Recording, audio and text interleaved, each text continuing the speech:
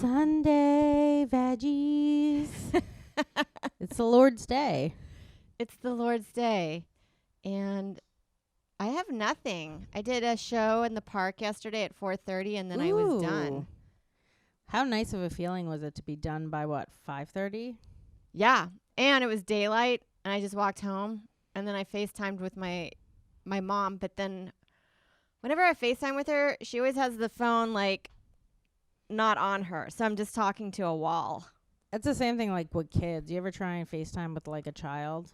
It's like just the top of their head. Or like the ceiling or just like their boogers the whole time. You're like, all right, this has been fun. Put your mom back on. Yeah. It's hard to have like a conversation with a child anyway. What are you really going to talk to them about?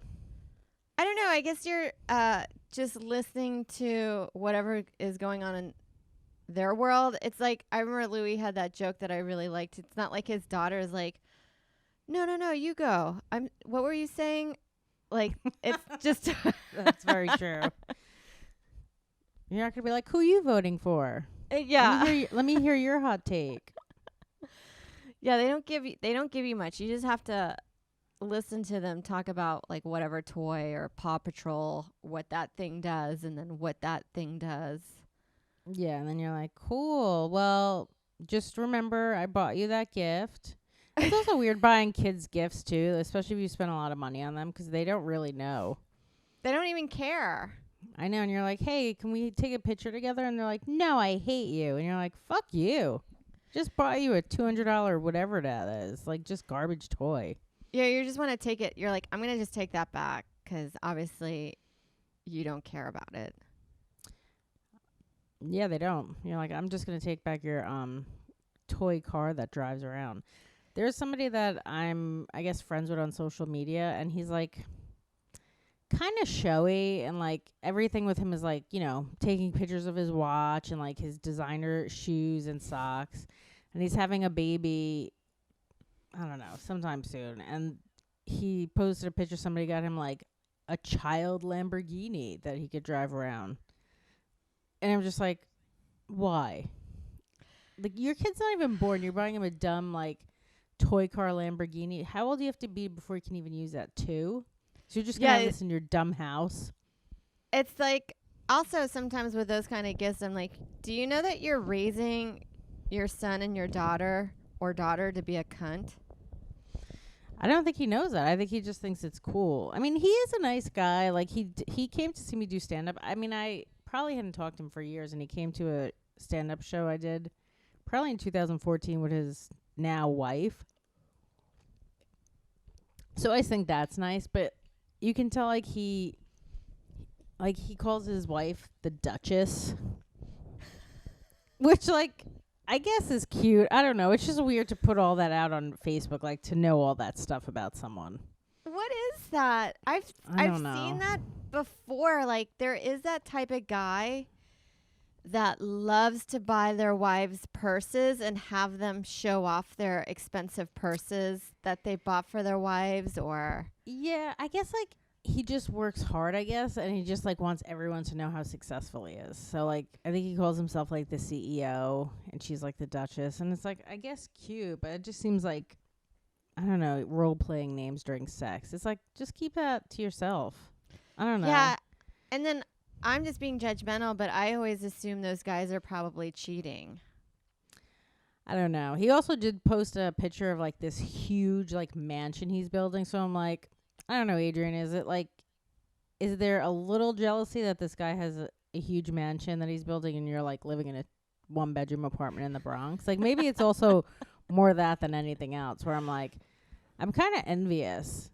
Do you know what I mean? Like, you ever think about like if you could go back in life and somebody's like, hey, you won't do stand-up, but like you'll marry a dude who's like pretty successful and you won't have to work and you'll have a huge house, and you're like, I don't know, I might have taken that. Especially now during COVID, where like none of this matters. Like, you're working on jokes and it's like, for what? We're going to go back into quarantine soon. It's going to be like a huge spike, and you're like, who knows when we're going to ever really get to do stand-up for real again. No, I know what you mean. Like, it's really funny that we dedicated our life to something, and then like the it's just kind of like, yeah, that's not important. Like, It's not important. Nobody cares about it. I mean, like, people come out and support it, which is really cool. But, like, in the grand scheme of things, nobody really cares about it. Do you know what I mean? Like, they care about the airlines, which I guess makes sense, you know? But, like, just devoted 16 years of my life to something that, like, got taken away in a couple of months. yeah, I guess.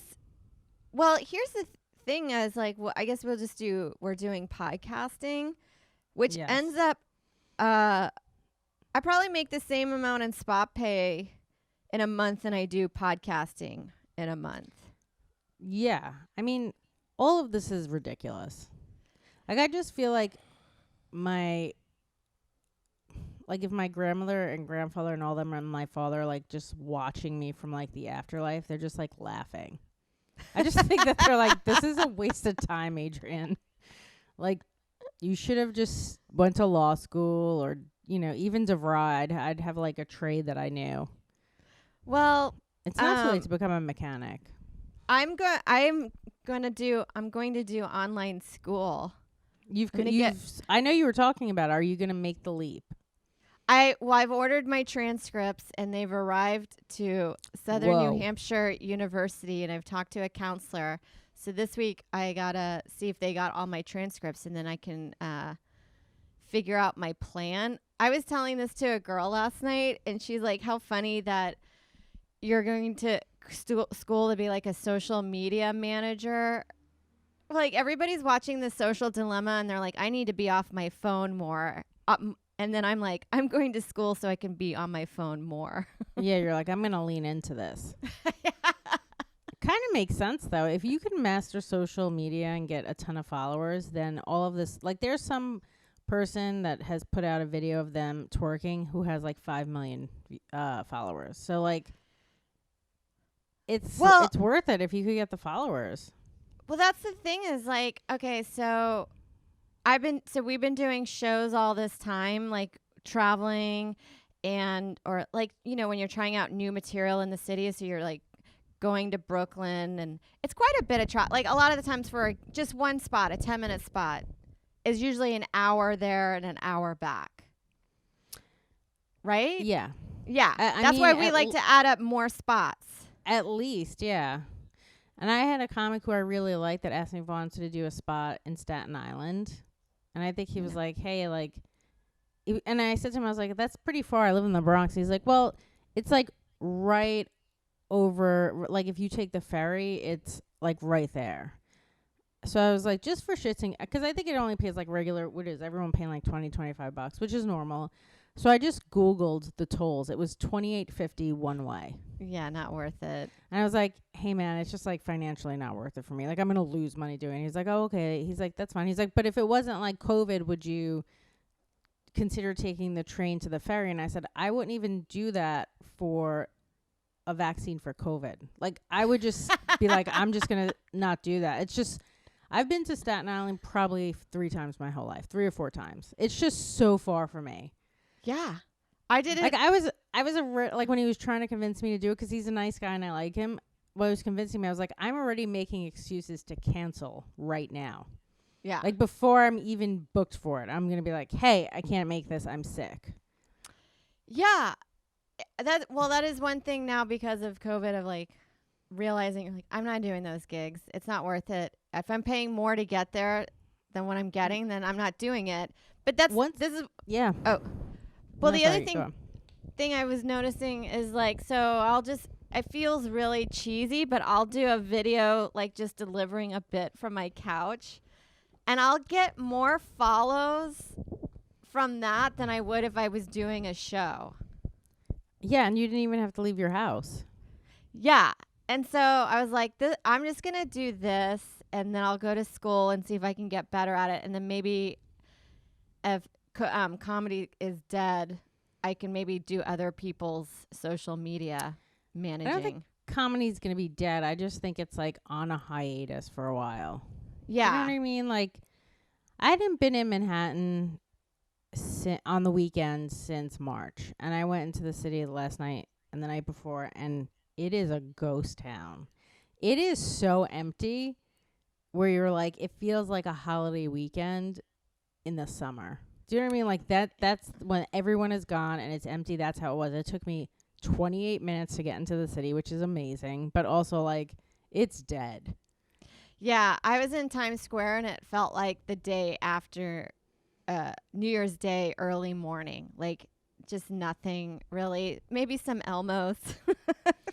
Are Elmos still out there? I mean, Yes. you have to have some real mental health issues to still be dressing up like Elmo during the pandemic. Hey, they're having a hard time like stand-up comics. I get it. I know they are, but like, what is even the point? Do you know what I mean? Like, they need tourists to kind of hang out and like take pictures with, and I guess give them some money. Who like Yeah. that's just not happening right now. I wonder if they make Elmos in Times Square make more money than comics do. Right now, or when it's like tourist season, or like everyone's here. Maybe right now. I'm gonna say probably not right now, but probably when everything's up and running again, they'll make more. I wonder if they're taking away money from homeless people. Do you think that's happening? I don't know. Here's the thing is I don't have cash with me anymore cuz nobody's paying us in cash for spots right now. It's all Venmo or PayPal. So I never have cash to give to homeless people. So I'm wondering if they're also having a hard time. Well, I mean, they also have phones, so they'll probably be like, "Hey, you can just Venmo me." I know, that's pretty smart. You're like, They "Do you have do Venmo?" have And they're like, "Of phones. course I do. Of course I have Venmo." That's the weird thing. We were wondering, like, how do they have phones? But I was like, you know what? I bet you it's not hard to scrounge up at least $90 a month to pay your phone bill. But I don't even know how you do it with cash. I mean, they might have like a family member who's willing to pay for their cell phone, but like not willing to let them come near their house. Where they're like, "Hey, if you promise to never come here and bother me for money, I will pay your cell phone bill." Deal. Or I know Obama was giving out like free phones for a while. I don't know if they still have that program or not. Obama? Yeah, there was like there was some program where like under Obama you can get a free cell phone. Oh, that's cool. Well, I just know that there are all those like, those little phone booths now that you can charge up. They're there. You can also make phone calls. I saw a guy making a phone call from there. And just calling someone like screaming where they're like, "Hey, you have me on speaker," and they're like, "Yeah, in New York City. Everyone here can hear you. Everyone here can hear what you're about to say." I wonder if you can call. Is that like free calls to anywhere in the U.S.? I have no idea. I mean, I don't know. I mean, we pay so much in phone bills. Why can't they just make those phones free, the ones that are in the public setting? They might be. I mean, I don't imagine anyone's using them like pay phones. I haven't seen a payphone in ages. Have you ever like gone out to eat in the restaurant and then like the portions are huge, so you just take like half of it to go and then giving it to a homeless person and they're like, "Fuck you." And you're like, "Hey, I thought isn't that better than nothing?" And they're like, "No." They're like, "I want cash." You're like, "Yeah, we all want cash. Try and sell this to somebody else." Yes. Upsell it. Yeah, I was just like shocked that the city was so empty though. Cause I've heard people like saying, like I went for a ride early in like maybe April or so and the city was kind of dead, but I was like, by now it should probably be a little more activity, but it's not. It's weird. And I guess without tourism, it is not going to be bustling like it used to be. No, there's already like some of these businesses I don't think they're going to survive. I wonder how the M&M store is doing. Now's the best time to go because it's just empty. Like now's the best time to do all of this stuff. But like, so I was just thinking the other day, like, I don't know how any of these places are going to survive unless there's a vaccine and people come back. Like even, how there used to be like 7 shows at the Cellar or 9 shows a night. Like, I don't think that could happen now. Do you know what I mean? Like, there's just not enough people coming from Finland and the UK. It's just like not going to happen right now. No, unless I guess Republicans don't care. Yeah, but I still don't. I think like a lot of those people, there are people coming from the U.S., but there's also a lot of people coming from out of the country, and I don't think a lot of people are traveling right now. Do you know what I mean? Like N- even New York Comedy Club had like what 3 or 4 shows like on a weekend. It's just like I just don't think you'll be able to do it right now because there's just not that traffic. Yeah, it was funny. Joe did a show in Brooklyn in Williamsburg, and it was in a nice apartment complex that had like amazing amenities. And the girl that was running it, she lives in the apartment, and she looked like she was 22. And I was like, how does a 22-year-old pay for an apartment like this? So I asked her. I didn't ask her in that term. I was gonna say just ask her. So I go, I was like, do you live here? And she's like, yeah. And she's like, they're actually having amazing deals right now. And I was like, well, Yeah. what's your rent? She's like, well, I got my place. I live in a 2-bedroom and it's $4,000 a month. And I was like, that's not a good deal. Yeah, I thought you were gonna say it was like buy one get one, like when you go to Payless and they have BOGO. I Yeah. thought she was gonna say it was like it's two apartments for $2,000. That's still crazy. How is she paying that rent? She must be like a rich kid because you're not making $4,000 off stand up if you're 22 and not famous. No, I asked her, I was like, first I go, are you a stand up? And she goes, I think so, which was a really cute That is question answer. And I was like, I just told her, I was like, you can go ahead and say it. Basically, I'm like, if you have a photo of yourself holding a mic, you can probably get away with saying that Absolutely. you do stand up. But I think she has a day job. And, but even with a day job at 22, your entry level, there's no way that a 22-year-old would be able to pay $2,000 for her room. I was like, mom and dad have to be like supplementing half of it at least. I'm surprised she didn't go back to wherever she came from. Do you know what I mean? Because like right now, the pandemic, it's like, who's staying here if you don't have to? If you have an option to leave and have like a backyard and space and access to a car, why wouldn't you do that? I don't know. I mean, this apartment was pretty cool. They had shuffleboard, ping pong, air hockey. They had workspaces. They had a really cool back area that had cabanas that you can hang out like on a bed with like an awning over it, personal awning, and it had several of those. Imagine like looking at apartments and you're like, it has to have a cabana. And they're like, got it. I will put that on the list. What else do you want? Skee ball? A bowling alley? Got it. So I know. funny. She's like, but you get all these amenities. And then I was just thinking, I was like, I think I would only use those amenities once a year. So it wouldn't even be worth it to me. Like once a year when your family came over and you were like, look how cool this is. And I do this every day. and then they leave thinking that every day you're just playing ping pong and volleyball. And they're like, Sarah's the life. Meanwhile, you're just watching TV on your couch.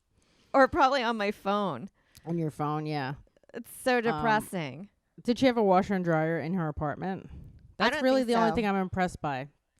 I would be like, I don't care about any of this stuff. Do you know what I mean? Like, I want a washer and dryer in my apartment. I don't care about ping pong and fucking duck hunt, whatever all these dumb things are.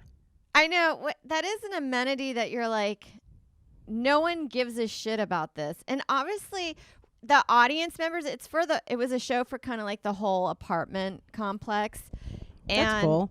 They all looked her age. It was like a rich hostel. That's so funny. Williamsburg is wild. Like there's a newish looking park called Domino Park along the water. It's pretty cool. They have volleyball nets, and then there's like bocce ball, and then you can play cornhole, and it's really cool. That is cool. It was crowded, and it was like diverse. It looked like a community college pamphlet. And you're like, isn't it wild? All these people at this time are like the ones that like feels like they're protesting of being like their life is awful. And you're like, this looks amazing. Their life looks so good right now. Well, that's why like when like everyone was protesting and they had those like rich white girls who were just like getting dressed up like they were going to a gala and then taking pictures and then just leaving, and you're like, What are you doing? They just want pictures for Instagram. Showing that they got dressed up in like stiletto heels and a fucking, a V-neck dress. And you're like, that's what you're protesting in? Yes. That doesn't seem like you care about Black lives. That seems like you care about pictures on the internet. Yeah, just real to get protesters a little, they're just getting dressed up in like stuff you would wear to run errands. You're not getting dressed up like that, super fancy, like you're going out to the prom. It's just like Instagram crud. But it's wild. You look at it and you're like, this looks like there's not even a pandemic going on right now, or that we're in political and social discourse. You're like, it looks like the most amazing. This looks like heaven. Yeah, well, they probably have money. When people have money, nothing is that bad. Exactly. Do you know what I mean? Like, if you have money, even if something tragic happens to you, it's just not as bad as a person who's struggling financially. Yeah. No. It's just like, it's like an own little utopia over there. It looks like the beginning of a sci-fi movie when you realize that world is like fucked up or something. Were people even wearing masks, or were they really just like hanging out like it was just pre-COVID? Hanging out like they were pre-COVID, but they have like this little AstroTurf lawn, and they have painted circles that are socially distanced from each other, and then you're kind of like designated to sit in there if you with your group. But it was like it was a lot of people there. Like, you know how everyone's giving shit of the Supreme Court lady where everyone got sick, like Trump and Hope Hicks and all them. Well, that was an outdoor event. Although I was talking to my brother and he was like, I'm pretty sure they were indoors and then they came outdoors at some for the point. event. Yeah. Yeah, they probably weren't all hanging out outdoors the whole time. Yeah. Well, I was like, that event, as how people were packed in that event, was the same way it looked in Brooklyn. That makes sense. Yeah. It's so crazy. Like, to just be 22 and have this awesome apartment. Like, your life is already so much better than almost everyone's. Oh, this one's always funny. So there's like this TikTok kind of hashtag of like my life in New York, and it's always girls like that where they're like, I wake up at 10, I go to La Colombe, and I get my morning coffee, which what the is hell usually is La Colombe, a new coffee place? Yeah, and it's like $6 coffees. They're very expensive. And then they're like, and then I go to Brooklyn in an Uber, and then I thrift, and then I meet my friends at blah blah blah, some hip eatery, and then later that night, then they go to another eatery, and then I watch, I don't know, Below Deck, some show on Bravo, and you're like, there's not one incident where they're like working or having to do some bullshit errand. Like, did they ever say, and then I take a picture at a protest to post on Instagram for likes? Yeah. And then I go do something else. No, those are the same girls. And it's just kind of wild where you're like, that's not a day in the life of New York. No, not average New Yorkers. That might be a day in the life of like elite rich New Yorkers. Yeah, because yesterday I took the train to go to the gig on Great Hill in Central Park near Harlem, or not, kind of on the cusp, like 107th area, and it says take the D. So I was looking at it, I was like, okay, so I guess I'll have to do 42nd Bryant Park to take the D. But then the D was actually running on Port Authority on the blue line, even though they used the orange line to say to do. So then I had to walk all the way back to Port Authority. And then when I showed up, the D wasn't even on the map or wasn't showing up on the line. So then I had to scramble, and I was like, I know, I think I can take the C. That'll drop me off at 103rd or 110th Street. Then I got on the C thinking that it was local, and then it was express, and it shot me to 125th Street. So then I had to go back. I did it felt like such a rookie move, like my first year in the city when you would accidentally take the express train. But like, and I would shoot none you of the past where you trains wanted to were go. labeled properly, and we're going into the place that they said they were going. And you're like, that's usually what I'm dealing with. in New That's York a City. that's a New York moment. Yeah. Where you And want by to the shoot time yourself. by the time you did all that, that girl was able to go to 7 eateries and eat 7 charcuterie boards and play volleyball and ping pong. It's gotta be weird though, having like that outside area that's communal, and like this girl's just angrily playing dodgeball or whatever the fuck she's playing, and everyone's like, she must be having a bad day today. Yeah. Just Doesn't spiking the ball right in someone's face. it makes you understand why there's such animosity with like Towards rich people? yeah, but towards rich people, because you're like, not only it's like a life that you want to live, but they're also very not practical about the way the rest of the world works and so they're just so ignorant, and that's why you're like, I just want to destroy them. They're so annoying. Well, especially people who have money that's just passed down, where they never knew what it was like to struggle. You know what I mean? Because you have some people who work really hard and struggled, and they're, rich now, and you're like, wow, that's really awesome for you. I mean, and at the end of the day, we are just jealous. Like, we just want Yeah. to be rich.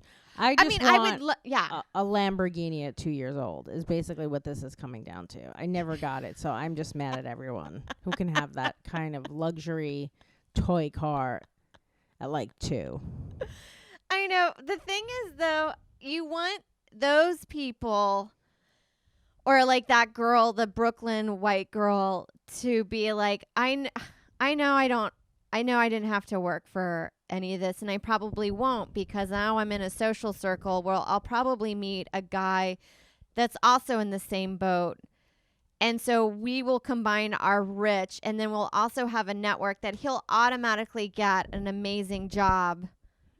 Yeah, and then I could open up like A whenever I see a boutique or some kind of store where you're like, you have to have a rich like family. I remember somewhere maybe in Soho there was it was a store that was just for like bowls. That's it, like soup bowls or cereal bowls, and you're like, that's somebody who's like family's wealthy, because that can't be like your income. Do you know what I mean? Like, all it was bowls. That is somebody that's like taught yoga for a year while her husband's doing finance, and she's like, I got bored of that, so I opened up this bowl store. And you're like, Yeah. that, how many bowls can you possibly sell a day or even a month? Not yeah, many. And those bowls are like $50 For a little cereal bowl, because the rich only eat very tiny amounts. So yeah, you're paying like a lot of money for this tiny bowl. Don't you want to? I want to go into those stores and be like, how much are you making a day here? Also, if I owned a bowl store, I would just use the bowls to cry into when I couldn't pay any of my bills. That's all you would be able to do when you're like, no one's buying. You're like, why did anyone tell me that a bowl store wasn't going to be a good idea? Yeah, there are lots of stores where you're like, oh my God, who told you this was going to work out for you? Like, just crazy stores where you're like, there's no way anyone's buying this stuff. Like, I remember years ago there was a store called Lids or something where it's just baseball hats, and like I think that did pretty well because like dudes are obsessed with hats. But like somebody has a store where it's just cowboy hats. Do you know what I mean? Or something ridiculous that no one's buying, and you're like, yeah, this has to be an operation for drugs. Like, there's no way this is a real store. Yeah, you're like, what is this front? And then sometimes you're like, a lot of people say that stand-up comedy is irresponsible financially, but I think opening up a bowl store is out of control. It was just bowls. I was fascinated by it. It's just so amazing to me, because I'm sure that store probably was there for like a year, maybe not even. How long could you stay open? 3-4 months? If you were a bank and somebody wanted to borrow money for a bowl store, wouldn't you reject that right away? Yeah. But like, there's no way we're getting this money back. Yeah, I'm not. That's how you know that, like, obviously this person has money, and they were like, "Here you go." Like, because a bank wouldn't be like, "I don't know if you're gonna pay us back on this loan." Like, I don't see how many bowls a day are you gonna be able to sell? Especially people in Manhattan. I have 2 bowls. That's it. How many? Yeah. It's not like people have like huge families in Manhattan. I mean, some people do, but like For the most part, it's a lot of small, like, couples or single people. You're not having a ton of bowls. Yeah. And then, Mine like, are just- that girl, for the rest of her life, every party she goes to, she's just giving bowls out. And everyone's like, "Ugh, I don't need any more bowls. We're good." We're fine. No. Those are just like, those are really fascinating. But New York's like full of those. There's also businesses that there's a restaurant that opened up down the street from me and it looked really cute. And then they managed to do outdoor seating and I saw that it was going on for a week. And then I've walked by it at night, evening time during working hours. And it's no longer doing anything. It's already closed? Yeah. Yeah, that's so sad. Like, imagine you finally get you saved up your whole life to open up some type of restaurant or store, and like, you just 3 months later, COVID hits. It's like, what a fuck you, man. Yeah. It's depressing. It's very depressing. But you know what's a good time? Hanging out in the unemployment group on Facebook. There's so many people just posting stuff where they're just fighting with everyone. And you're like, if you could really just read it for a couple of hours and just lose a whole day on it. People are just arguing. Everyone, because then you'll have people who are like, and I've also said this before too, like living in New York City is a lot different than living upstate New York, where it's just so much more expensive here. And people will be like, well, just move. And you're like, I don't have anywhere to go back to. This is where I'm from, unfortunately. I wish I lived in Kansas. Do you know what I mean? Like, I wish I had family I could go back to, but everyone's like, just leave. And you're like, I get that mentality, but where am I going to go? It's not like I moved here from another state. You know what I mean? And I have family to go back to. Also, moving is expensive. So you don't really get the deposit back on your New York apartment. And if you do, it takes about 2 months or 90 days. And then another probably $1,000 to get a moving truck to come down to whatever new state that you're moving to. And then you got to look for work. So there's going to be about 2 months of like not making income, and then you're just bleeding money. And then the new apartment that you have to get is usually first and last month's rent. And sometimes if you have to pay a broker, or sometimes they'll want like 2 months security. It's just like, move, I guess if you can move like back with family where it's not going to be that expensive, it makes sense. But yeah, like you said, to do all of that yourself, you're probably looking at $4,000 at least. Yeah. It's so hard to save $4,000 when you live in New York City. It is a death trap here if you're poor. Yeah. I mean, I just feel like I would love to just blame this on my family for like staying here. We could have just lived somewhere else. Yeah. It's like, go live with your family. I'm like, oh, what, 10 blocks away? Like, it's not going to make that much of a difference. Do you know what I mean? Like, they still live in the Bronx also. And the Bronx is also still expensive. The Bronx isn't, I mean, it's probably cheaper than some of the other boroughs, but it's still expensive. Yeah, that's why, like, I say, like, Astoria is probably less expensive than some of the other boroughs, or Queens, but it's still way more than anything that you'll pay for anywhere else. Like, with the amount of money that my sister was paying here, which was less than what I'm doing, she has an amazing apartment with a balcony, a parking garage, and then a washer and dryer. It's amazing. And she And probably her has like own a cabana. dishwasher. She has her own cabana. She has her own, what's that? Whack-a-mole. That's a cool game to have in a place where you're like, they have a whack-a-mole, and you're like, that's pretty cool. Yeah, I'll pay that. I'll pay for that. But yeah, she probably has just like an easier life there. You know, like you said, she was living here and she was quarantined in her apartment and it was tiny. Weren't they doing construction constantly too? That's the other thing in New York. Like, you're constantly getting woken up by someone doing construction. Yeah. Well, she lived right down the street from Cedar Sinai, so she had the death tent right down her street. What a nice reminder to look outside and you're like, how many are in there today? What's the count? And they're like, 100. She's like, fuck, I gotta go back inside. That's nuts to just see that. I love the idea of being like, how many is in there? Just got another one. You're like, cool, where was their apartment? Was it nice? Yeah, that was a crazy time in New York when the pandemic first started and we were quarantined, and you're just seeing videos of like Elmhurst Hospital having they had that air conditioned truck so they could just put like piles of dead bodies in it, and you're like, that doesn't make me feel great. I know. And then there are like news stories about like we're burying the bodies on some island or like Potter's Island or something. It's where like I think soldiers go who have like no family or no one's claimed their body. Ooh, haunting. But yeah, and then you're like, well, what happened to that story? Like, where is that? Like, that was such an interesting and weird thing, but it never really got touched on that much in the news. Yeah, I started watching this documentary last night, and I gotta stop watching murder stuff at night, because then I automatically just think they're in my house, the murderers. It just freaks me out. But I never heard about, there was like a serial killer on Long Island that never got caught. Did you hear about that? It's like 10 years ago. No, but aren't there still bodies showing up every now and then? So in Long Island, I guess it's on like Gilco Beach or something, which is like 13 minutes away from Robert Moses Beach, where I was going during the summer. So it's very close. It's like an hour away.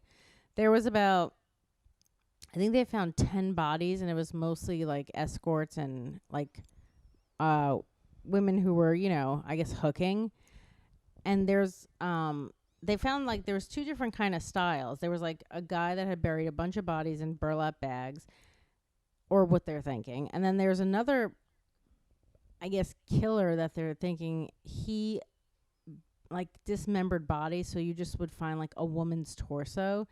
And they have this sleuth group online, and people are just talking about it, and they're like, well, we think it's actually two different serial killers because they're two different styles. And I was like, when I was watching this, I was like, I bet they were getting territorial. Like, kind of like, you know how homeless people are like, that's my corner? Yes. The same thing will happen with serial killers, where they're like, this is my area to bury bodies, and like, you can't bury your bodies here also. So this is the theory, is that they're two competing serial killers, and like the one guy is burying these, like dismembering these bodies because the other guy's like in his area, which is fascinating to me. I know. You wonder if they've ever run into each other while they're burying bodies to be like, hey. I don't know, but it was so creepy because these people are investigating, and they're going to this area where also too, they're like, this is an area where you would have to know the lay of the land to be able to do this effectively. So they're like, it's probably somebody that grew up out here, and they go at night to see how it's pitch black. There's no lights.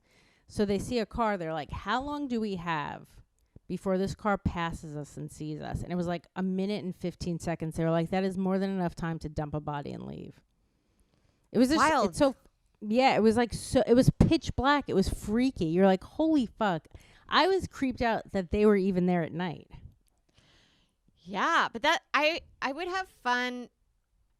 I mean, I love being haunted or scared like that. Like, it would be fun to go see if you could, like, see if you could get murdered. Catch them, to see if you get murdered. Yeah, I think they were. So they're, I guess they're like trying to like catch these guys. I'm like, well, why wouldn't you just repost in these areas? Because I think a lot of them are like, I don't know if it was Craigslist or like Backpage or something. They were posting there. I'm like, why wouldn't you just have a bunch of people posting and having them meet up with these people, like, but surveillance? Do you know what I mean? Where like there's actually cop cars and stuff listening. I mean, maybe they did do that. I only am like 2 or 3 episodes in, but it's good. It's on Amazon. It's called The Killing Season. It's interesting too because it's so close to New York, like New York City. And you're like, I never even heard of it before. No, I know. I always think that's fascinating. Like, you've done a spot like at Governor's, right? Mm-hmm. Isn't it always fascinating that there's a whole culture of stand-up comics that live out Long Island that never come to the city? Yeah, there's a ton of, because I think they have 3 comedy clubs out there. There's like McGuire's, right? Is McGuire's still around? I think so. McGuire's, yeah, there's a couple of comedy clubs, and there's a bunch of Long Island comics that we really don't even know about. No. And then I'm always like, you guys are so close to the city, you might as well just come here. But it's it's kind of like at least a 40-minute ride probably. It's not, even though that's kind of what it takes me to get into the city when there's traffic, 45 minutes. I think it's to them, they're like, why would we go into the city when we have, that's like, imagine you had 3 comedy clubs in Astoria and then the nearest one was 45 minutes away. You might just stay in Astoria. Kind of the way like everyone's doing park shows, but they're only going to the ones in their neighborhood. True, but it reminds me, like, so I grew up in a suburb outside of Houston called Kingwood, and it's about a 30 to 40-minute drive to Houston. It'd be the equivalent of, like, all of a sudden Kingwood having its own comedy scene because they don't want to take the 30, 40-minute drive to Houston, which in my mindset, I'm like, if I'm going to do stand-up, I want to do it at least in the bigger scene out of the two. It makes sense, and you would think that those comics would come here because, like, you have to come to New York City or go to, because, like, they're so close to it. I would think that you would come in at least a couple of times a week. Not maybe now, but, like, during when things were happening, you would think they'd come in at least twice a week or something. But I guess it's like, hey, I'm getting stage time, but that is only really one type of point of view out there. Do you know what I mean? Especially if you're performing for the same Long Islanders all the time. I would think that you can't really switch up that muscle and perform for, like, maybe you can, I don't know. But I would just think you're used to that one type of stand-up then. Or, like, one type of, like, audience member. You know what I mean? Whereas in New York, you have so many different people. Like, I did a show last night at New York Comedy Club at the Rooftop. And those shows are great. They are, like, the closest thing to actual stand-up. Do you know what I mean? That I've done anyway. Like, the other shows have been okay, but those seem like the most oriented towards stand-up, where people know what they're coming there for. They're into the show. It's not like shows on the street where people are, like, just spacing out. And it's just weird because there's, like, all different types of people in the audience. And there was a guy with his girlfriend sitting to the left of me, and he was, like, really into my set. And the dude had, like, Tim's on. I was like, oh, this is my people. Do you know what I mean? Yeah. Like, that's the, like, but that person's probably not in Long Island. Do you know what I mean? Like, I think Long Island is just a lot of either Guidos or just like a lot other. I would think there's Jews in Long Island too. Yeah, I did Governors once or maybe twice, and both times I left there being like, those people are animals. Like, they're so mean and shitty and negative that you're like, you're awful. These are awful people. I think I did like 2 shows there one time, and like one show went pretty well and one did not. It's just like, I just don't think I'm their type of comic that they would like. Yeah, I think they like the one, like, if you're Italian or if you're from an Irish Catholic, you have to talk about, like, do you guys ever have that aunt? You know, that aunt that's always sitting at the family get-togethers and is always. And look, maybe it's more diverse than we think. I don't know. I only did like 2 or I think it was maybe twice I went there and did 3 shows total. But like maybe it's more diverse. I just know I went to. I did a show there one time, and I guess there was like 8 people in there, and they were all like maybe 12. They were all spaced out. And I said something like, and I was like not having a great set. And I was like, I'm going to go to the cellar after this, and that'll be like a great show. And then I get off the stage, and the owner is like waiting for me to come off. He is like, he can't wait for me to come off stage so he can tell me what he thinks he wants to tell me. And I get off stage, and he's like, oh, you don't like my place? He's like, oh, you don't like it here? And I'm like, it's fine. I'm like, are you getting offended by jokes? Like, this is so crazy. But he was, like, offended that I said I was going to go to the cellar, which is, like, clearly a better place. It's like, well, it is a better place. Yeah, first of all, how are you offended by facts? They don't kick people out of Governors or whatever those clubs are when they start talking. In fact, it feels like it's encouraged to be like, if you're a stand-up comic and you're not, like, I don't know, killing within the first minute or so, they start talking all over the room. That seems like the type of room where if you took out a gun, it would be celebrated. Like if somebody from the audience just took out a gun like this and shot it in the air, everyone would clap. That's what I would think would happen. Yeah.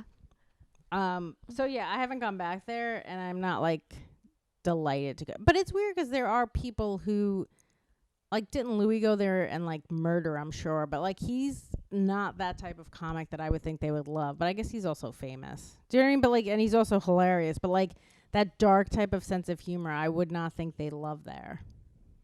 No, I don't know. I mean, I don't know how to get that room, but I just remember one time like they were so talkative, and then the comic that was on stage laid into them, and then later I'm by the bar just hanging out with other comics, and I overheard this woman on the phone being like, "He told me to shut up.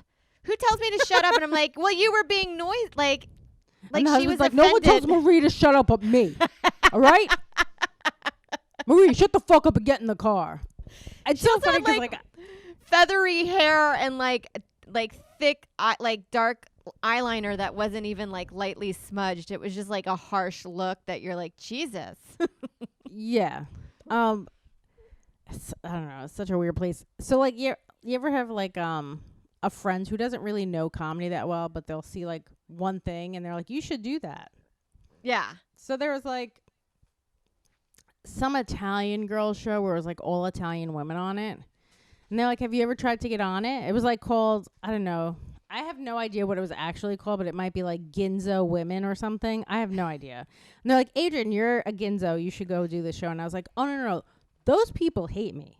They want nothing to do with my type of stand-up. I'm like, I would actually bomb the hardest on that show. You're like, I have a Ginzo last name. It's just, yeah, I would be disappointing all of them. They'd be so upset.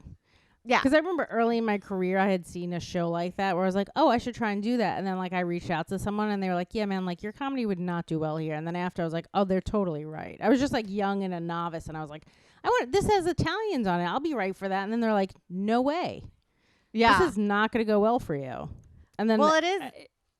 It's like all the, like those, like those, I've seen a few of those Italian shows, or even just like Italian Catholic family or comics. yeah. They're like your, Sebastian. They're very like, all they talk about is like the family culture and what it's like growing up Italian Catholic. And yours is and Sebastian's really funny, but like I don't think if I opened for him, his crowd would hate me. I feel like they would throw guns in the air and start shooting at me and be like, get her off the fucking stage. Yeah. Also, like, he's so family friendly where like grandmas come to it and like little kids. You're like, I'm not appropriate for either of those groups of people. Well, that's why it's been weird to do these park shows. Like, especially I'll do the one in McCarran Park, and there's always like a cute, chubby 12-year-old boy that comes to all of them. And after a while, you're like, well, I have to do some of my regular jokes. Like, you're ruining like, my. I liked your post the other day where you're like, I'm just in the joke talking about my pussy. Yes. And you're I am. And you're like, hey, kid, can you not listen to this? I'm going to start talking about my bleeding vagina. Well, it was funny yesterday. There was a comic. She was talking about abortions, and there were kids in the park.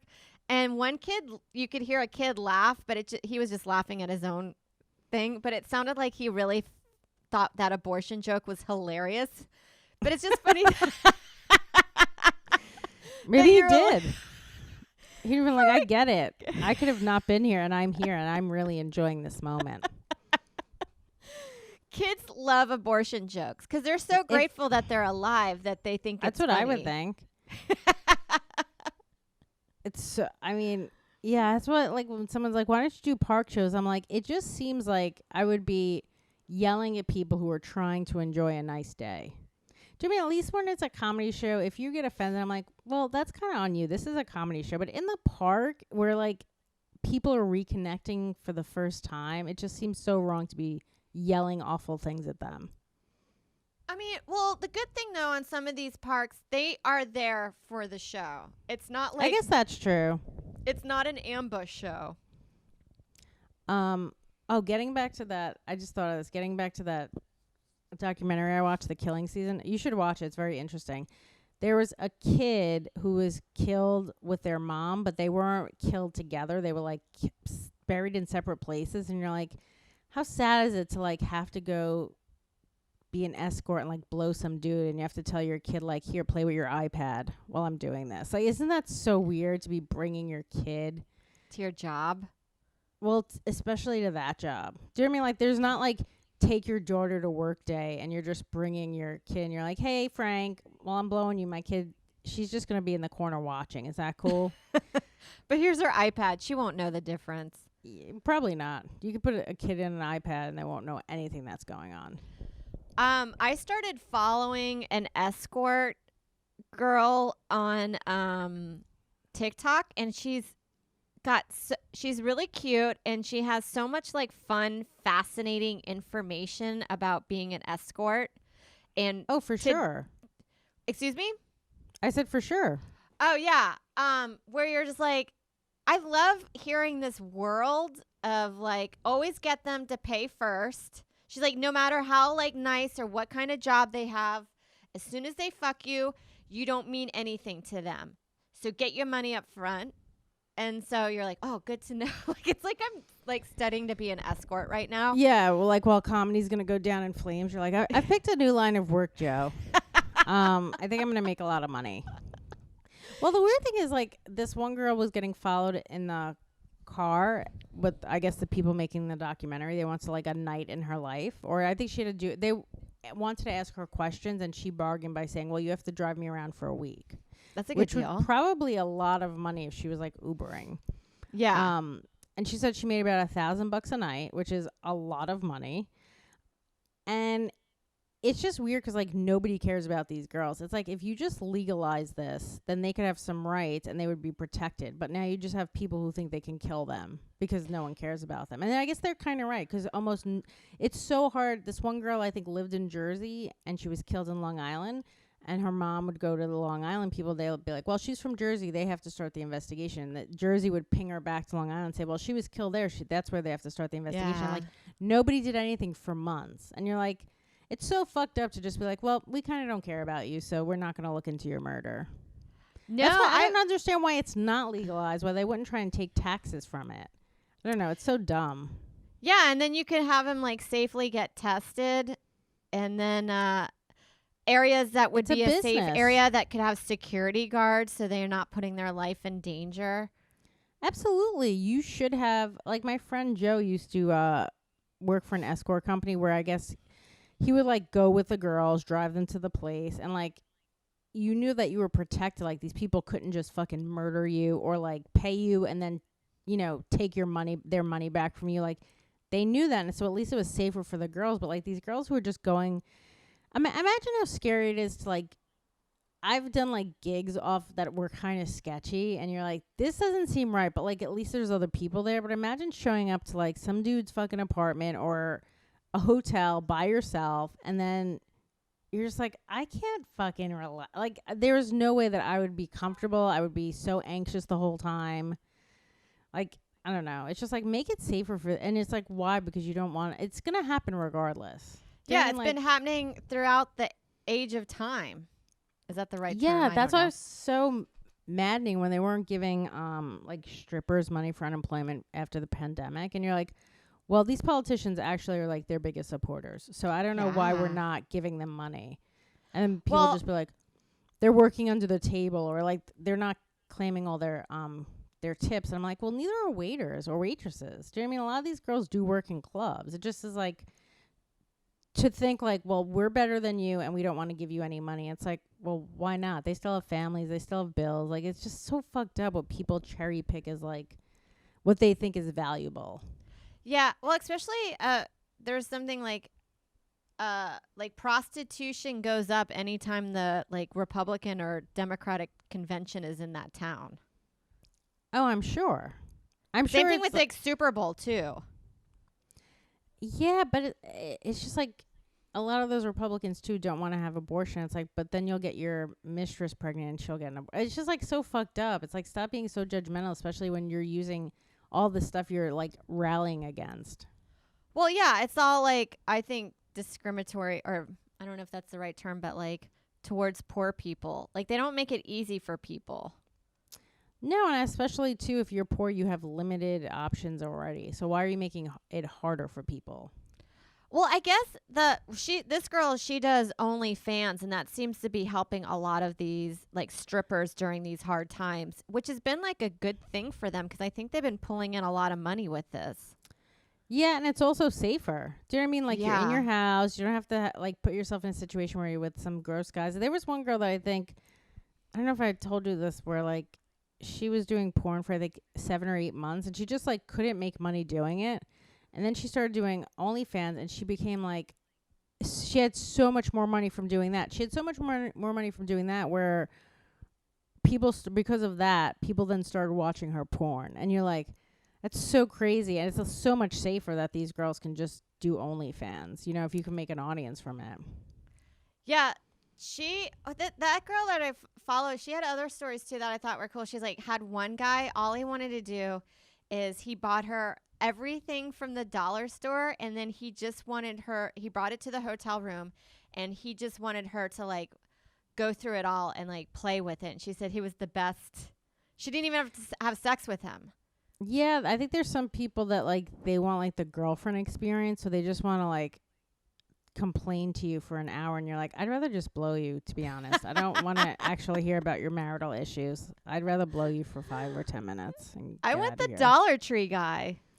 That's fun. But I wonder if part of her is like, hey, man, can you just, like, go to another store where there's better stuff? Imagine, like, lugging around all your Dollar Tree garbage, though, from, like, one gig to the next. Yeah. There is sometimes a part of me that's like, I like going to those stores because you can find, like, fun little treats for yourself that make you feel better for at least an hour, even though they fall apart pretty easily. But you're like, well, this is a new thing. And you could also buy so much of that garbage and it doesn't matter. Because it doesn't do anything. $1. It's like $1. Yeah. I like those places because they'll also sometimes have, like, good socks. Or, like, do you know what I mean? Some stuff that's a little more than $1, but it's actually decent quality. Yeah, and decent food. Or you can get good, like, kitchen supplies or, like, decorative stuff that can make something fun for a brief moment. I'm a big Dollar Tree person. Yeah, that's a cool story that a guy would just, like, buy her that stuff and be like, hey, open this up while I'm here. Well, I gotta wrap it up. It's near noon. Wrap it up. It's noon. Oh, yeah, because last time we got cut off. Yeah, but this time better. We decided to take everything off Wi-Fi and see if it was better. Oh, that makes sense. Guys, follow us at Vadge Podcast. Send us your emails. Maybe we'll do a email. Oh yeah, we have a few. Week. Yeah, so we'll do them next time, guys. Thanks for your emails. Follow us on Instagram. Guys, get out there and we're going to go back into quarantine because the numbers are going to spike again. So just do everything you can do now outside before we're stuck in the house again. Unless you live, like, in a place that doesn't have high numbers and you can kind of enjoy your life anyway. What if we did an OnlyFans? I think people would probably be like, when are these girls going to shut up? They'd be like, aren't they going to start taking clothes off at some point? Guys, go buy Sarah's album, too. Oh, yeah. I forget to promote that, and I was like, I should push it again. That's why I'm here. Are you promoting it at your shows? I don't think so. I should do that. I Sarah, should just say buy my album. Do I have to be your manager? Yeah, I do. You should bring them with you. Do you have any hard copies of it or no? No, I don't even know how. I don't think I've ever made any money from it yet. I don't know how you make money from this. You should get those little cards that, like, you give to people and they could just download it. You should just sell those at your shows. I might just do that at shows behind the biz. That'll be better. Guys, we appreciate your support. Thank you so much for being fans.